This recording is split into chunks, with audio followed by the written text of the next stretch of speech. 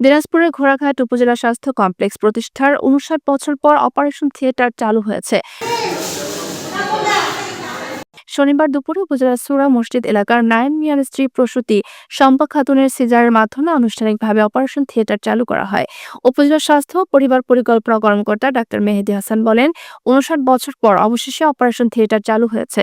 এতদিন অপারেশন সংশ্লিষ্ট চিকিৎসক ও যন্ত্রপাতি না থাকায় এই হাসপাতালে অপারেশন থিয়েটার চালু করা যাচ্ছিল না। অপারেশন থিয়েটার চালু হয় পার্শ্ববর্তী কয়েকটি উপজেলার রোগীরা এখান থেকে বিনামূল্যে সেবা গ্রহণ করতে পারবেন। এ সময় প্রধান অতিথি হিসেবে উপস্থিত ছিলেন জাতীয় নাগরিক কমিটির স্বাস্থ্য বিষয়ক সম্পাদক ডাক্তার আহাদ, যুগ্ম সাধারণ সম্পাদক ব্যারিস্টার সানি, উপজেলা সহকারী কমিশনার আব্দুল আল মামুন কাউসার, শেখ নাজমুল হক, ওসি তদন্ত শহীদুল ইসলাম, উপজেলা বিএনপি সাধারণ সম্পাদক আবু সাইদ মিয়া, সাংগঠনিক সম্পাদক মাহফুজুর রহমান লাফলু সহ হাসপাতালে কর্মরত চিকিৎসক, নার্স, কর্মকর্তা, কর্মচারীরা উপস্থিত ছিলেন। বাচ্চা ছেলে হয়েছে যখন তখনই নাম।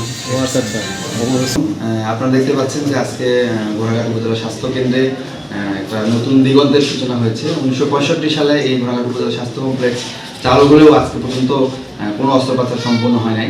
তো আসলে আজকের একটা নতুন দিগন্ত উন্মোচিত হয়েছে।